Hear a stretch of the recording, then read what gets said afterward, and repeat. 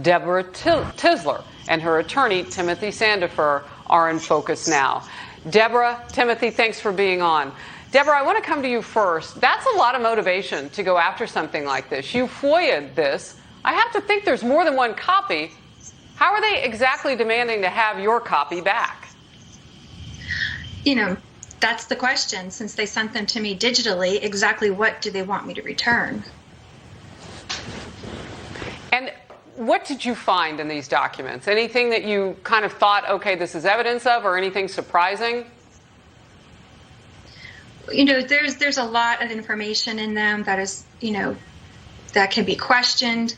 The biggest piece is the exorbitant amount of money that is being spent on education matters and special education matters. Fairfax County Public Schools promotes equity and a one Fairfax. It definitely is not equitable when millions of dollars are being spent to basically go after and to fight parents who simply want an education for their children.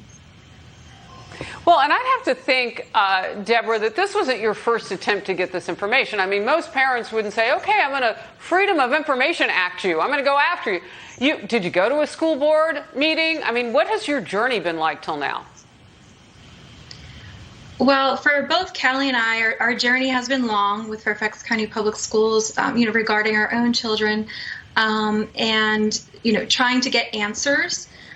We noticed that through both community voice and our own experiences, the amount of money that it would take to be able to stand up to Fairfax County Public Schools in a legal manner, when Fairfax County Public Schools seems to have an empty purse that they can go to as for resources for legal defense for themselves.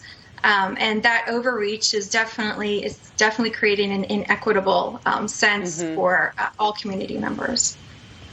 Timothy, this is so fascinating to me because parents are really drilled in. And we've had over a year and a half to do that because many kids were on virtual. And you see the detail to which your client, you mentioned Kelly Ottinger is the other mom who also got these documents FOIA'd and then put them up on her website, drawing attention to it. I'm curious to know, Tim, have any people that you've talked with, I mean, Debra, you would be on the list as a client here, ever seen anything at a school board meeting that would warrant the FBI coming by and rounding up parents, Timothy?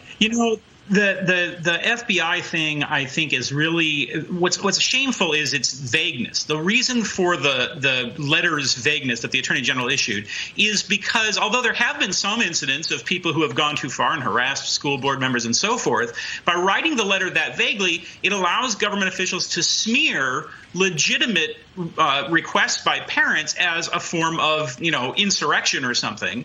And that's shameful. What we're seeing is a nationwide campaign of harassment and intimidation and bullying by school officials against parents who are trying to do what's best for their children and find out where their tax dollars are going. Debra, one last question for you. We were showing some video from just yesterday, of the Fairfax County School Board. So there are continuing issues. And you've named a couple things that you're concerned about. There are a lot of parents showing up. I mean, has it always been like this? Or do parents feel more emboldened now not to be shut out? We were seen as heroes during the pandemic alongside our kids on virtual. Now we're being made out to be what?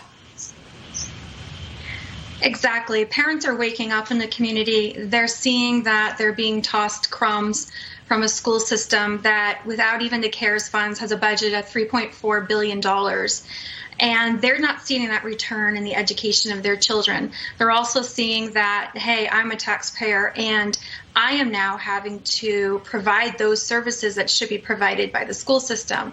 Last night, as you mentioned, you watched that school board meeting, a motion came through on literacy. That is long overdue. Now I want to see, is Fairfax County Public Schools going to commit to the capacity that is required to actually roll out those needed services, because there's been so many cuts regarding literacy and regarding proficiency in that area that it needs to be to put some firm.